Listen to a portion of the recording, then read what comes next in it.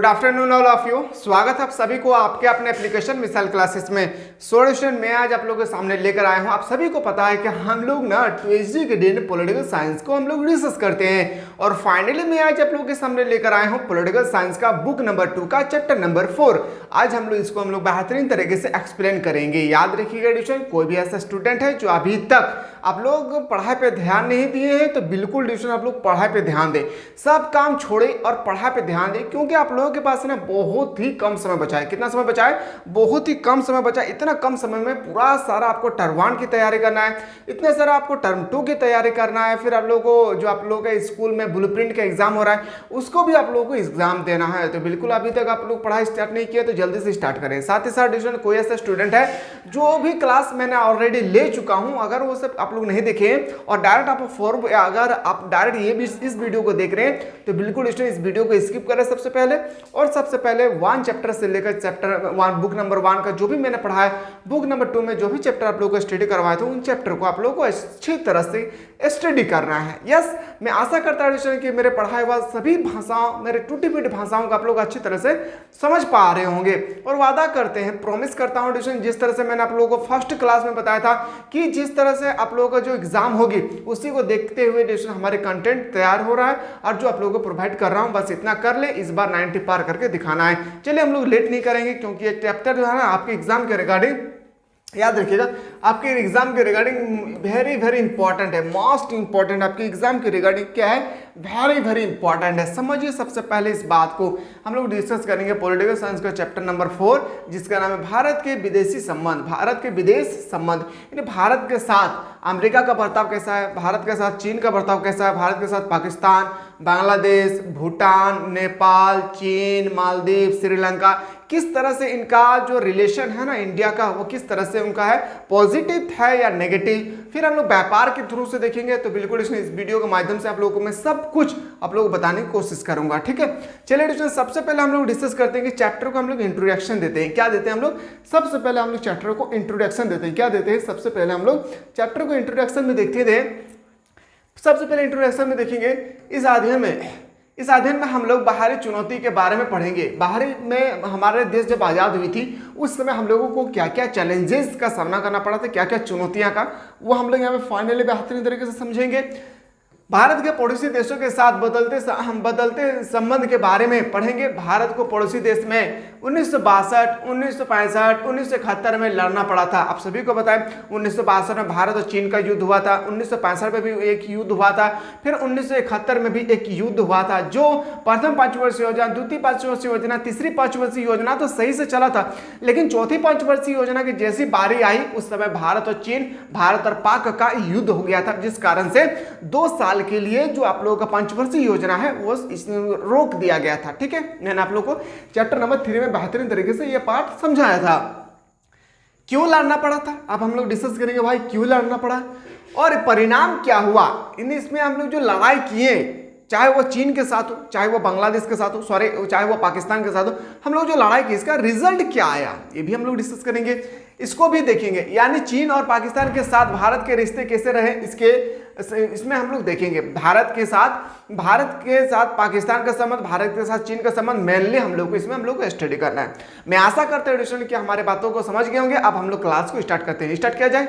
हमारे बातों को बुझल पा रहे हो ना? तो नहीं, बस ऐसे ही तोहनी खातिर हमारे पूरा टीम तैयार हो, तोहनी जेटा बताओ से तोहनी कर ली, बुझली। चलिए हम लोग क्लास को स्टार्ट करते हैं। पॉइंट नंबर 1 से हम लोग एक एक पॉइंट को देखेंगे। याद रखिएगा, जैसे आपका जो पूरा मैं चैप्टर जिस दिन कंप्लीट करूंगा, अगर आपको समझ में आ जाता है, मैं प्रॉमिस करता हूं कि अगर कोई भी स्टूडेंट अगर चैप्टर को जो मैं बेहतरीन तरीके से आप लोगों को प्रोवाइड करता हूं, अगर आप लोग देख लेते हैं तो आपका ऑब्जेक्टिव क्वेश्चन और सब्जेक्टिव क्वेश्चन आप इजिली से कर लेंगे। यस, चलिए हम लोग स्टार्ट करते हैं। भारत जब आजाद हुआ था उस वक्त की स्थिति बहुत ही खराब थी। भारत कब आजाद हुआ था मेरे भाई? तो बोलेंगे 1947 को। कब आजाद हुई थी? 1947 को। याद रखिएगा, भारत जब आजाद हुआ था उस समय भारत की स्थिति काफी ज्यादा क्या थी? खराब थी, क्योंकि उस वक्त दूसरे विश्व युद्ध खत्म हुआ था। और आप सभी को पता है पहला विश्व युद्ध 1914 से लेकर 1918 के बीच हुआ था। दूसरी विश्व युद्ध हुआ था 1939 से लेकर 1945 में हुआ था। और इसी समय 1945 के बाद, यानी 1945 के 2 साल बाद भारत को आजादी मिली थी। अब दूसरा विश्व युद्ध में पूरा दुनिया का देश पनाह मांग रहे थे द्वितीय विश्व युद्ध से। तो उसी समय भारत आजाद हुआ था और भारत की स्थिति वहां पे बहुत ही खराब थी। ठीक है, अब देखिएगा, और फिर उसी वक्त शीत युद्ध का दौर शुरू हुआ था और इसी समय द्वितीय विश्व युद्ध के तुरंत बाद शीत युद्ध का दौरा शुरू हुआ था 1945 से लेकर 1991 के बीच में। याद रखिएगा, जैसे द्वितीय विश्व युद्ध का अंत हुआ उस समय शीत युद्ध की दौरा शुरू हो गई थी, जिससे पूरी दुनिया दो खेमे में बट गया था, जिससे पूरी दुनिया जो है ना दो खेमे में बट गया था। हम लोगों ने बहुत ही अच्छे तरह से डिस्कस किए हैं। ठीक है, चैप्टर आपका बुक नंबर 2 का चैप्टर नंबर 2 में, सॉरी बुक नंबर 1 का चैप्टर नंबर 2 में। ठीक है, तो यहाँ पे आप लोग ध्यान से देखिएगा, जो दो खेमे में बटा है वो कौन कौन था। एक था आपका पूंजीवादी देश, एक था आपका साम्यवादी देश। पूंजीवादी देश का नेतृत्व कर रहा था अमेरिका, साम्यवादी देश का नेतृत्व कर रहे थे आपका सोवियत संघ, जिसके हम लोग बोलते हैं रूस। ठीक है, अब समझिए, फिर भारत और पाकिस्तान के बंटवारे के कारण अलग से एक और चुनौती, और भारत उसी समय 1947 में भारत को अलग होना पड़ रहा था किससे, पाकिस्तान से। तो उस समय ना आप लोगों का क्या हो रहा था कि आप लोग उस समय भारत की स्थिति सबसे पहले द्वितीय विश्व युद्ध का एक खराब परिस्थिति, फिर उसके बाद शीत युद्ध का दौर शुरू हो रहा था, पूरी दुनिया दो खेमे में बट गई थी, पूंजीवादी और साम्यवादी। फिर उसके बाद एक और आपका जो डिमेरिट था, खराबी थे, वो क्या थे तो बोलेंगे सर वो थे आप लोगों का भारत के साथ जो जुड़े हुए थे पाकिस्तान, वो पाकिस्तान अलग हो रहे थे। ठीक है, समझिएगा, और अंग्रेजी सरकार अपने पीछे सभी देशों से हुए विवादों को छोड़ दिया, तो यहाँ पर बाहरी और अंदरूनी मामला दोनों भारत के साथ था, इसलिए भारत विदेशी नीति अपनाया था। और भारत की स्थिति जब भारत जब आज़ादी हुई थी उस समय भारत की स्थिति उतना सही नहीं था। सही नहीं होने का कारण भारत की जो स्थिति थी, परिस्थितियां थी, वहां पे उन्होंने इसलिए विदेशी अप्लाई का, विदेशी जो आप लोगों का विदेशी हम लोग संबंध बोलते हैं, जिसे हम लोग फॉरेन कंट्री के रिलेशनशिप बोलते हैं, उसमें आप लोगों का हमारे देश जो भारत है वो विदेशी संबंध अपनाए थे। ठीक है, विदेशी संबंध किसने अपनाए थे, किसके शासनकाल में अपनाए थे, ये भी हम लोग इस वीडियो के माध्यम से बेहतरीन तरीके से समझने की कोशिश करेंगे। चलिए एक एक पॉइंट को समझिए। ये जो मैं बता रहा हूँ ना, मैं वादा करता हूँ कि अगर आप अच्छी तरह से देख रहे हैं ना, तो जब भी इससे रिलेटेड कोई क्वेश्चन पूछा जाएगा फाइनल में, ऑब्जेक्टिव, सब्जेक्टिव या आपका थ्योरी लेक्चर, तो आप इजीली से कर सकते हैं। अब क्लास देखने के बाद अगर आप लोग अच्छा लगे ना तो आप लोग शेयर करें। ठीक है, विदेशी नीति। अब हम लोग चलते हैं एक एक पॉइंट पे कि विदेशी नीति क्या होती है। दुनिया में सभी देश एक दूसरे के साथ आपस में एक संबंध रखना चाहता है, बिल्कुल हम लोग सभी चाहते हैं ना कि हमारे देश पाकिस्तान के साथ, हमारे देश बांग्लादेश के साथ, हमारे अमेरिका पाकिस्तान के साथ बांग्लादेश, बांग्लादेश के साथ चीन एक संबंध, रिलेशन बना के रखे। अरे मेरे भाई क्यों रिलेशन बनाएंगे, तो रिलेशन बनाने का सबसे बड़ा जो मुद्दा होता है ना, ट्रांसपोर्टिंग का, क्या होती है, ट्रांसपोर्टिंग का सबसे बड़ा मुद्दा होता है। ठीक है, अब ट्रांसपोर्टिंग मतलब क्या होता है, एक देश के बनाए हुए सामान को दूसरे देश में जाकर उसको एक्सपोर्ट करना, फिर दूसरे देश के बनाए हुए सामान को दूसरे अलग देश में जाके इसको इंपोर्ट करना, एक्सपोर्ट करना, और वहां पे जाकर क्या होती है कि आप जब इस तरह से आप तालमेल बैठाकर आप अपने देश के सामान को दूसरे देश में, दूसरे देश के सामान को अपने देश में जब क्रय विक्रय करेंगे, तो इससे ना रिलेशनशिप में स्ट्रांग होती है और व्यापार भी काफी ज्यादा मजबूत होती है। ठीक है, आपस में संबंध रखने के लिए सभी देश ने एक नीति अपनाई, जिससे हम लोग विदेशी नीति कहते हैं, और सभी देश एक दूसरे के साथ अपना रिलेशन रखने के लिए एक बर्ताव रखा है, जिसे हम लोग विदेशी नीति बोलते हैं। भारत के पहले प्रधानमंत्री और विदेश मंत्री पंडित जवाहरलाल नेहरू थे। भारत के प्रथम विदेश मंत्री यानी आपका जो विदेश मंत्री है, यानी आपको विदेश नीति भी हम लोग बोलते थे। विदेश मंत्री का पहला जो प्रधानमंत्री था वो था कौन, पंडित जवाहरलाल नेहरू। ये क्वेश्चन हर साल पूछा जाता है कि भारत के प्रथम विदेश नीति के अध्यक्ष कौन थे, तो बोलेंगे पंडित जवाहरलाल नेहरू। नोट डाउन करें इस कॉपी पे। ठीक है, उन्हीं के द्वारा विदेश नीति की रखना ही की गई थी। नेहरू की विदेश नीति के 3 उद्देश्य थे, और ये क्वेश्चन हर साल पूछे जाते हैं 3 मार्क्स का। आपसे क्वेश्चन पूछा जाता है कि नेहरू के विदेश नीति का 3 उद्देश्य थे, क्या क्या थे। पहला उद्देश्य था विदेश नीति क्यों हम दूसरे से रखेंगे, तो पहला जो था पॉइंट नंबर पहला, कठिन संघर्ष प्राप्त संप्रभुता को बचाए रखना। कठिन संघर्ष प्राप्त संप्रभुता को क्या करना है, बचाए रखना है। पॉइंट नंबर 2 पे क्षेत्रीय अखंडता को बनाए रखना, और इससे हम लोग क्षेत्रीय अखंडता को क्या करेंगे, आपस में क्या करेंगे, बनाए रखेंगे। तीसरा पॉइंट था तेज रफ्तार से आर्थिक विकास करना। मैंने अभी जस्ट बताया था विदेश नीति का कायम करने का सिर्फ एक ही मेन मकसद होता है, आपका व्यापार का आदान प्रदान करना। क्या करना है, व्यापार का आदान प्रदान करना होता है। ठीक है, आप समझिएगा। नेहरू जी इन उद्देश्यों को गुट निरपेक्षता की नीति अपनाकर हासिल करना चाहते थे। जो हमारे पंडित जवाहरलाल नेहरू थे, उन्होंने गुट निरपेक्ष की नीति को आपस में बनाकर हासिल करना चाहते थे। एक नीति बनाता है जिस नीति का नाम था, उन्होंने दिया था गुट निरपेक्ष आंदोलन।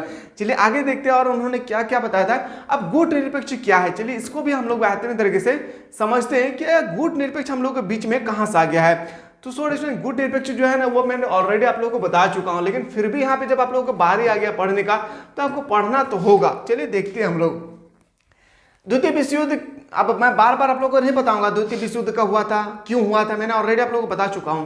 द्वितीय विश्व युद्ध खत्म होने के बाद शीत युद्ध शुरू हो गया। द्वितीय विश्व युद्ध जैसे ही खत्म हुआ है, वहां पे आप लोगों का शीत युद्ध शुरू हो गया। क्या हो गया, जैसे ही द्वितीय विश्व युद्ध खत्म हुई, फिर आप लोगों का स्टार्ट हो गया आपका क्या, शीत युद्ध। द्वितीय विश्व युद्ध कब हुआ था सर, तो याद रखिएगा 1939 से 1945 के समय हुई थी, और इसी समय शीत युद्ध की शुरुआत हुई थी। इसी समय 1945 से 1991 के बीच में आपका शीत युद्ध का दौरा शुरू हुआ था। ठीक है, अब हो गया ये शीत युद्ध, अमेरिका और सोवियत संघ दो खेमे में बट गया। अब इसी समय ना अमेरिका और सोवियत संघ जो है ना, दो खेमे में बट गया था। अमेरिका नेतृत्व कर रहे थे पूंजीवादी का, और सोवियत संघ नेतृत्व कर रहे थे आपका किसका, तो बोलेंगे सर वो कर रहे थे साम्यवादी देश का। ठीक है, आगे देखते हैं हम लोग। उस वक्त दुनिया के किसी भी देश के पास सिर्फ दो विकल्प था। पूरे विश्व में जब द्वितीय विश्व युद्ध समाप्त हुई थी, पूरे विश्व में दो देश पनप कर सामने आई थी, एक रूस और आपका अमेरिका। और पूरे दुनिया के जितना भी देश थे, उन देशों के पास सिर्फ और सिर्फ याद रखिएगा दो ही विकल्प था। या तो वो अमेरिका के साथ विलय हो जाए, विलय का मतलब होता है मिलना है, तो अगर वो अमेरिका के साथ विलय हो जाते हैं, या आप रूस के साथ यानी आपका सोवियत संघ के साथ आप विलय हो जाइए। दो ही ऑप्शन था उस समय पूरे विश्व के देशों के साथ, दो विकल्प था, तो अमेरिका के साथ जाओ या सोवियत संघ के साथ। अगला पॉइंट में भारत ने तीसरी रास्ता गुट निरपेक्षता की नीति अपनाई थी। भारत ने कहा पहले ही कि मैं ना तो रूस के साथ जाऊंगा और ना ही मैं अमेरिका के साथ जाऊंगा, मेरा जहां जाने का मकसद है उसको हम लोग बोलते हैं गुट निरपेक्षता। क्या बोलेंगे, गुट निरपेक्षता, उसको हम लोग बोलते हैं। तो भारत ने गुट निरपेक्ष की नीति को अपनाया।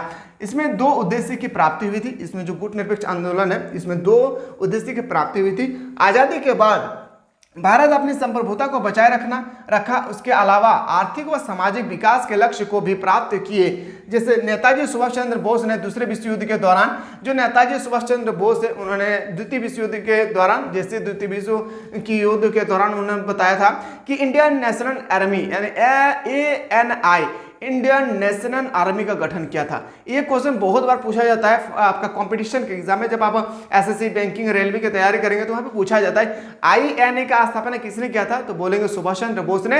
याद रखिएगा क्या था full form, Indian national army. क्या होता है, इंडियन नेशनल आर्मी। अब ये आपसे पूछा जाएगा कि इंडियन नेशनल आर्मी का स्थापना किसने किया था, बोलेंगे नेताजी सुभाष चंद्र बोस ने। ठीक है, अगर आपसे पूछा जाएगा विदेश नीति का संबंध, भारत में पहला भारत में पहला जो विदेश नीति का अध्यक्ष थे वो कौन थे, तो बोलेंगे हम लोग आपका भारत के प्रथम प्रधानमंत्री पंडित जवाहरलाल नेहरू। ये सब नोट करते रहे अपने कॉपी पे। ठीक है, कहीं से भी क्वेश्चन आपसे पेपर में पूछा जा सकता है। आगे हम लोग देखते हैं, आगे जो है ना गुट निरपेक्ष की नीति का उद्देश्य क्या है। अब भारत ने गुट निरपेक्ष की नीति अपनाई। अब भारत ने गुट निरपेक्ष की नीति अपनाई, भारत ने तो अमेरिका के साथ सपोर्ट किया, ना ही और रूस के साथ सपोर्ट किया, तो अब उसके बीच में एक रास्ता अपनाया गुट निरपेक्षता। तो भारत ने जब गुट निरपेक्ष की नीति अपनाई तो भारत का गुट निरपेक्षता का उद्देश्य क्या था, इसके मेन मोटो क्या थी, चलिए हम लोग देखते हैं। सबसे पहले पॉइंट नंबर 1, भारत अपने आप को पूंजीवादी और साम्यवादी से दूर रखना चाहते थे। और भारत अपने पहले कह रहे थे ना मैं अमेरिका के साथ विलय हो जाऊं और ना मैं सोवियत संघ के साथ विलय हूं। अगला रेखी शीत युद्ध से उत्पन्न तनाव को कम करने का कोशिश किया। शीत युद्ध से उत्पन्न तनाव को कम करने की कोशिश किया था। आगे देखते हैं पॉइंट नंबर 3 पे, अमेरिका ने नाटो और इसके विरुद्ध सोवियत संघ ने वार्सा पैक्ट। मैंने आपको बताया था ना नाटो का नेतृत्व किसने किया था, तो बोलेंगे कौन है आपका नाटो का नेतृत्व करने वाले, आपका NATO, North Atlantic Treaty Organization. मैंने आपको बताया था ना नाटो का फुल फॉर्म क्या होता है, नॉर्थ अटलांटिक ट्रेटी ऑर्गेनाइजेशन। इसका स्थापना हुआ था 1949 को, ये भी बताया था। सब मैं इधर मैं नहीं जाना चाहता हूं, ठीक है। और उसी समय सोवियत संघ ने अपनाया था वार्सा पैक्ट की संधि। याद रखिएगा क्या अपनाया था, वार्सा पैक्ट की संधि। भारत ने दोनों के विरुद्ध गुट निरपेक्षता की नीति अपनाई, जिसकी वजह से दोनों गुट का विरोध किया। और भारत ने उस समय गुट निरपेक्षता की नीति अपनाई और दोनों ही गुट का, सोवियत संघ का भी और अमेरिका का भी, दोनों गुट का उन्होंने विरोध किया। ब्रिटेन ने मिस्र पर हमला किया। जो ब्रिटेन ने है मिस्र पर, मिस्र के में एक नहर है जिसका नाम है सवेज नहर, काफ़ी ज़्यादा चर्चित है, बहुत ही अच्छा पॉपुलर है वो। ब्रिटेन ने मिस्र पर हमला किया सवेज नहर के मामले में को लेकर भारत ने इसके विरुद्ध विश्वव्यापी विरोध जताया। गुटनिरपेक्षता आंदोलन क्या है? इंडोनेशिया के एक शहर जिसका नाम बांडुंग है, इंडोनेशिया में एक शहर है जिसका नाम बांडुंग है, वहीं पर 1955 में एफ्रो एशियान सम्मेलन हुआ था। इसे पंडुंगन सम्मेलन भी कहते हैं और इससे हम लोग बोलते हैं बांडुंगन सम्मेलन भी कहते हैं। और इसी सम्मेलन में गुट निरपेक्षता आंदोलन की नींव पड़ी थी और इसी आंदोलन में इसी समय गुट निरपेक्षता की नीति की एक आपका नींव पड़ी थी, यानी फाउंडेशन हुआ था वहीं पे। ठीक है, गुट निरपेक्ष आंदोलन का पहला सम्मेलन 1961 के सितंबर माह में बेलग्रेड में हुआ था। ये क्वेश्चन हर साल पूछा जाता है। कौन साल में? तो बोलेंगे सर हर साल पूछा जाता है कि बेलग्रेड आपका प्रथम गुट निरपेक्ष जो आंदोलन हुआ था वो कहाँ हुई थी? तो बोलेंगे बेलग्रेड में। कहाँ पे हुई थी? बेलग्रेड में। कब हुई थी? बोलेंगे 1961 में। कब हुई थी? 1961 के सितंबर महीना में हुआ था। और कहाँ पे हुआ था? बेलग्रेड में। मैं फिर से बता दूं कि गुट निरपेक्ष आंदोलन की शुरुआत, गुट निरपेक्ष आंदोलन का जो स्थापना हुई थी वो बेलग्रेड में हुआ था और इसकी स्थापना हुआ था 1961 में, सितंबर माह के 1961 में। याद रखिएगा, ठीक है, ये क्वेश्चन आपसे हर साल पूछा जाएगा।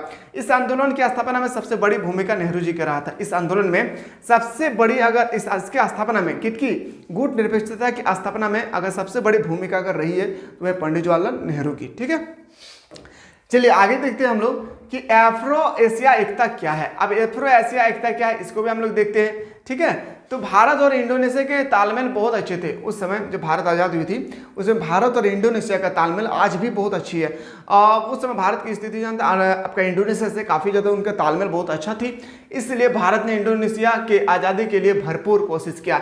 इसलिए जो आपका भारत ने इंडोनेशिया की आज़ादी के लिए, इंडोनेशिया भी अंग्रेजों का गुलाम था, भारत ने पूरा जोर दिया कि जो इंडोनेशिया गुलाम है अंग्रेजों का, उनको गुलाम से आज़ादी करा दिया जाए। आगे बोल रहे हैं कि भारत चाहता था इंडोनेशिया जल्द से जल्द अपने डच औपनिवेशिक शासन से मुक्त हो जाए।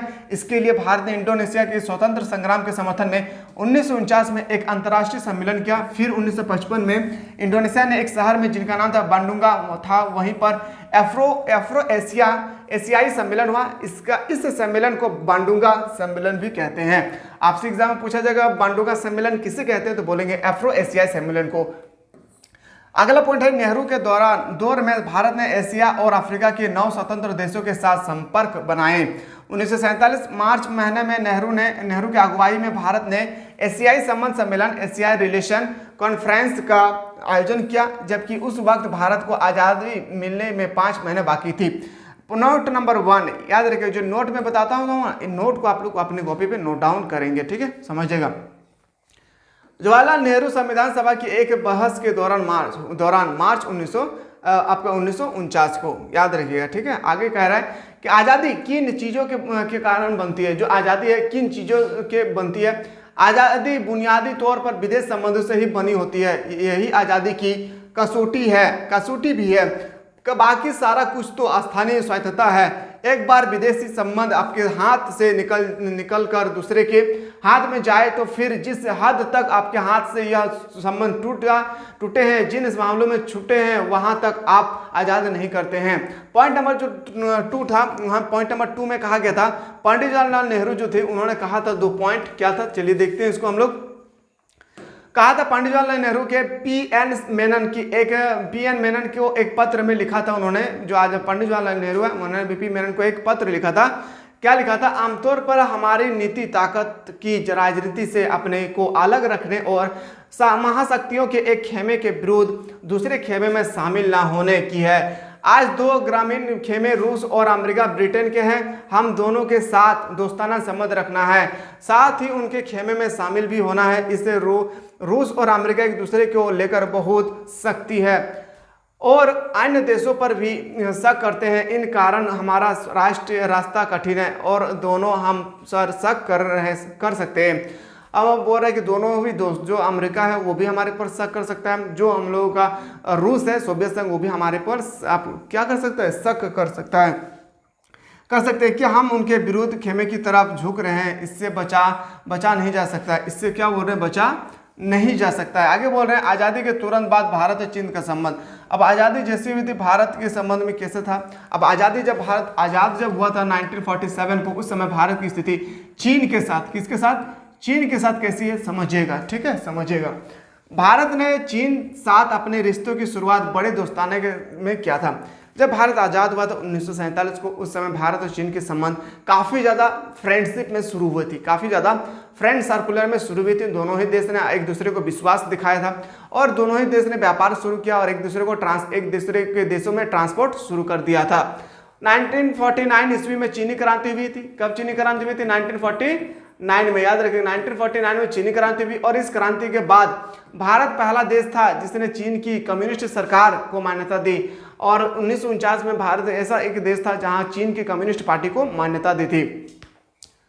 पॉइंट नंबर नेक्स्ट, पश्चिमी प्रभुत्व के चंगुलन से निकलने वाले इस देश को लेकर नेहरू ने अंतर्राष्ट्रीय फलक पर इस सरकार की मदद की। नेहरू ने भारत की चीन से लगती सीमा पर सेना के बजाय धर्म सेना पर बल रखा क्योंकि उस वक्त आक्रमण की संभावना दूर दूर तक नहीं था। ऐसा सोच नेहरू का था जब सरदार वल्लभ भाई पटेल को इसकी आशंका थी। क्या थी उसकी आशंका थी? किनका? सरदार वल्लभ भाई पटेल की। अब हम लोग आते हैं यहाँ पे पंचशील समझौता। देखिए मैंने पंचशील समझौता आप लोगों को ऑलरेडी मैंने आप लोगों को बताया था। क्या बताया था? पंचशील समझौता में हम लोगों को ऑलरेडी मैंने आप लोगों को बताया था, फिर भी मैं आप लोगों को हिंट दे रहा हूँ क्योंकि ये जो पंचशील समझौता है ना, कोई ऐसा साल नहीं है जहाँ पे पंचशील समझौता से क्वेश्चन नहीं आता है, ठीक है। पंचशील समझौता से हर साल क्वेश्चन पूछा जाता है, समझिएगा मेरे बात को। 29 अप्रैल 1954 में भारत और चीन एक के बीच पंचशील समझौता हुई थी। पंचशील समझौता किसके बीच हुआ था? तो पहला क्वेश्चन याद रखिएगा, भारत एंड चीन। किसके बीच हुआ था? भारत एंड चीन के बीच। कब हुआ था? तो इसको भी आप लोग याद रखिएगा, 29 अप्रैल। कब याद रखना है?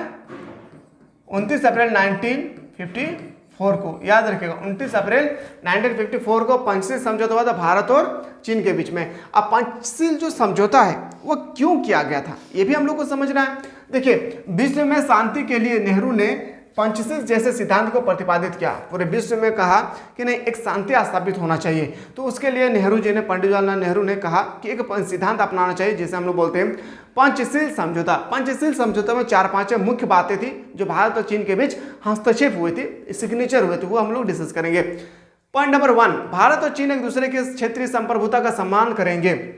भारत ने कहा कि आपको हमारे देश पर आपका जो सम्मान पूर्वक जो सम्मान है उसको हम लोग सम्मान करेंगे, फिर हमारे देश में जो है उसको आप हमें सम्मान देंगे, तो इस तरह से हमारा रिलेशनशिप और स्ट्रांग होगी। आपस में कभी भी एक दूसरे के विरुद्ध आक्रमण नहीं करेंगे। और हम वहाँ पे हस्तक्षेप हुए थे सिग्नेचर जब पंचशील समझौता हुआ था 1954 में, तो उन्होंने कहा था कि नेहरू जी ने कि दोनों देश एक दूसरे से कभी भी आक्रमण की बात नहीं करेंगे, दोनों देश एक दूसरे के आंतरिक विवाद पर दखल नहीं देंगे और दोनों देश जो है आंतरिक विवाद पे यानी इंटरनल कब कोई भी आपका विवाद हो इसमें कोई भी एक दूसरे का दखल नहीं देगा। पॉइंट नंबर 3 पे ये बात कहा गया था। पॉइंट नंबर 4 में जो बात थी समानता और परस्पर नीति का पालन करना, समानता और परस्पर नीति का पालन करना, ये था आप लोगों का पंचशील समझौता। और ये क्वेश्चन आपके पेपर में 4 मार्क्स का पूछा जाएगा। पंचशील समझौता क्या है, पंचशील समझौता के निम्नलिखित सिद्धांत क्या क्या है, इतना सारा आपको यहाँ तक आंसर लिखना होगा। समझ में आ रहा है ना? पढ़ाई पे दिल लगाइए। ये समय अगर गुजर जाएगा तो याद रखिएगा फिर ये समय आप लोगों को लौट कर आने वाला नहीं है, ठीक है। इसलिए पढ़ाई पे ध्यान दीजिए, इतना पढ़िए कि जहाँ पे आप खड़े रहे ना, याद रखिएगा वहाँ पे कोई बैठा ना रहे। या तो आप इतना पढ़ लीजिए कि आप इतना पढ़ लेंगे, आप लोग इतना पढ़ लीजिए कि आप उसके पास किसी की औकात ना हो सर्टिफिकेट मांगने के लिए। देखिए डॉक्टर एपीजे अब्दुल कलाम, देखिए उन्होंने पीएचडी नहीं किया था लेकिन फिर भी उनको डॉक्टर का क्या है आपका सिद्धांत दिया गया है। डॉक्टर उसके नाम से पहले देखिए डॉक्टर लगा दिया गया है। उन्होंने कहा था कि इतना पढ़ लिख जाइए कि लोग आपको सर्टिफिकेट की मांगने की वो हैसियत ना रखे अपने सामने। क्या आज हम लोग पूछेंगे किसी से, हम लोग पूछ सकते हैं कि आप डॉक्टर एपीजे अब्दुल कलाम ने तो पीएचडी नहीं किया है लेकिन उनके नाम के आगे क्यों डॉक्टर लगाते हैं, हम लोग पूछ सकते हैं? नहीं, उन्होंने इतना महान काम किए कि उनको ही दिया गया है डॉक्टर का अवधि। याद रखिएगा डॉक्टर के लोगो। आगे देखते हैं चीन और भारत के बीच विवाद युद्ध के मुख्य 2 कारण थे। अब भारत और चीन जब विवाद हुई थी इसका क्या क्या कारण थे समझिएगा। पॉइंट नंबर 1, चीन ने तिब्बत पर 1950 में कब्जा जमा कर लिया था। 1950 में चीन ने जो है ना वो कब्जा जमा कर लिया था। पॉइंट नंबर 2, भारत और चीन के बीच सीमा विवाद। भारत और आज चीन के बीच आज भी देखेंगे भारत और चीन के बीच हमेशा विवाद होते रहता है, होता है या नहीं? आप लोग भी जानते होंगे भारत और चीन के बीच एक दूसरे से विवाद होते रहता है। ठीक है, चलिए अगले देखते हैं हम लोग। भारत और चीन के बीच विवाद का मुख्य कारण तिब्बत को लेकर है। सबसे बड़ा जो कारण थे ना भारत और चीन का, वो तिब्बत को लेकर था। याद रखिए क्या होगी, तिब्बत को लेकर होगा। चलिए हम लोग देखते हैं कि तिब्बत को जो लेकर उन लोगों का विवाद था वो विवाद क्या है। चलिए हम लोग एक एक पॉइंट को समझते हैं। ठीक है, चीन ने तिब्बत पर कई बार अपना प्रशासनिक नियंत्रण जताया और तिब्बत इससे बार बार आज़ादी भी, इससे तिब्बत जो है ना बार बार आज़ादी भी हुआ है। चीन ने 1950 में तिब्बत पर कब्जा कर लिया, फिर तिब्बत के लोग इस पर भरपूर विरोध किया और तिब्बत ने जैसे 1950 में चीन ने जैसे कब्जा किया, कब्जा करने के बाद वहाँ के जो लोग थे बार बार तिब्बत उनसे क्या किए, तिब्बत से फिर तिब्बत के लोग इसका भरपूर विरोध किया। 1954 में भारत और चीन के बीच पारदर्शी समझौता हुआ था। इससे एक बात यह भी थी कि दोनों देश एक दूसरे के क्षेत्रीय संप्रभुता का सम्मान करेंगे। चीन इसका मतलब कुछ और समझ लिया और उसका लगा कि भारत तिब्बत पर चीनी कब्जे को स्वीकार करेंगे। 1954 में चीनी शासन अध्यक्ष चाओ एन लाई भारत के आधिकारिक दौर पर आए और उस वक्त तिब्बत के नेता दलाई लामा भी भारत पहुंचे और तिब्बत की बिगड़ी हुई स्थिति के बारे में उन्होंने नेहरू को बताया। 1954 में आपका चीन का अध्यक्ष जो है चाओ एन लाई और तिब्बत के जो तिब्बत के नेता थे दलाई लामा, वो भारत पहुंचे और भारत पहुंचने के बाद नेहरू जी के पास आए और उन्होंने नेहरू जी से कहा, उन दोनों ने चाओ एन लाई और दलाई माना ने कहा कि तिब्बत की परिस्थिति वहाँ की परिस्थिति ऐसा है तो वहाँ पे इसको सुधारा जाए। फिर देखिए आगे क्या हुआ। 1998 में चीनी आधिपत्य के खिलाफ तिब्बत में जबरदस्त विद्रोह हुआ। चीन के सेनाओं ने इस विद्रोह को दबा दिया। अगला पॉइंट पर कहा गया था बिगड़ती हुई स्थिति को देखकर तिब्बत के धार्मिक नेता दलाईमा ने 1959 में सीमा पार कर भारत में शरण ली। 1959 में जब तिब्बत पर इतना ज़्यादा आक्रमण हो रहा था चीन की तरफ से कि वहाँ के जो राजा थे, नेता थे दलाई लामा, वो भाग कर 1959 में भारत की सीमा पर आ गए थे।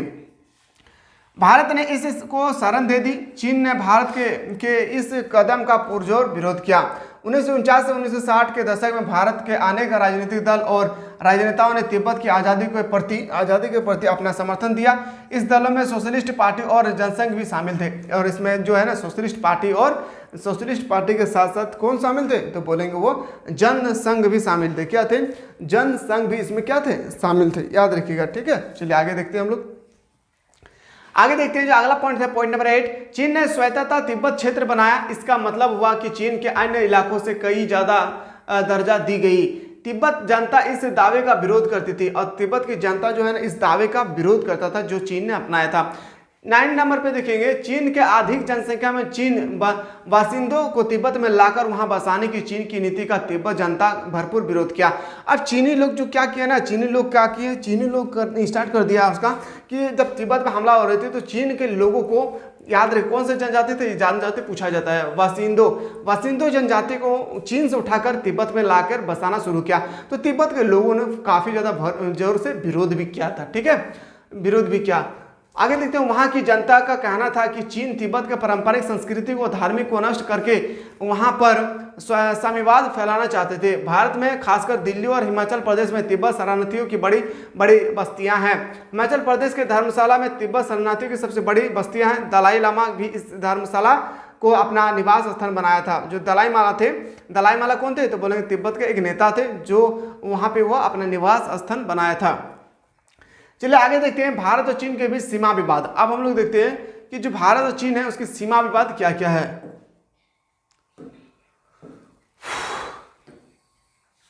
देखिए भारत और चीन जो है ना इसके सीमा विवाद में क्या क्या था। भारत का कहना था कि अंग्रेज शासन के समय, जो भारत का कहना था जब अंग्रेज शासन कर रहे थे भारत पर, सही समय रेखा का फैसला हो गया था। और भारत का कहना था कि भारत जब हमारे देश में कब्जा किए थे उसी समय जो है ना वो हमारे देश के साथ सीमा का फैसला हो गया था। वहीं पर चीन की सरकार का कहना था कि अंग्रेज शासन के समय का फैसला नहीं माना जाएगा। और वही चीन का कहना है कि अंग्रेज ने जो फैसला किया है मैं उस फैसला को मानने के लिए तैयार नहीं हूँ। ठीक है, यहाँ पर मुख्य विवाद चीन से लगी लंबी सीमा रेखा के पश्चिमी और पूर्वी छोर के बारे में था। चीन ने भारतीय भू क्षेत्र में पड़ने वाले इलाकों जम्मू कश्मीर के लद्दाख वाले हिस्से की अक्साई चीन और अरुणाचल प्रदेश के अधिकांश हिस्सों पर अपना अधिकार जमाया। इस वक्त अरुणाचल प्रदेश को नेफा, याद रखिएगा, अरुणाचल प्रदेश को एग्जाम में बहुत बार पूछा जाता है, डीप क्वेश्चन है, ठीक है, दिल की बात थोड़ा धीरे से।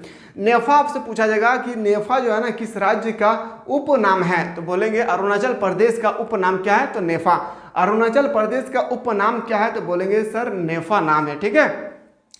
उत्तर पूर्वी सीमांत कहा जाता है। चीन ने 1957 से 1959 के बीच अक्साई चीन इलाके पर कब्जा कर लिया।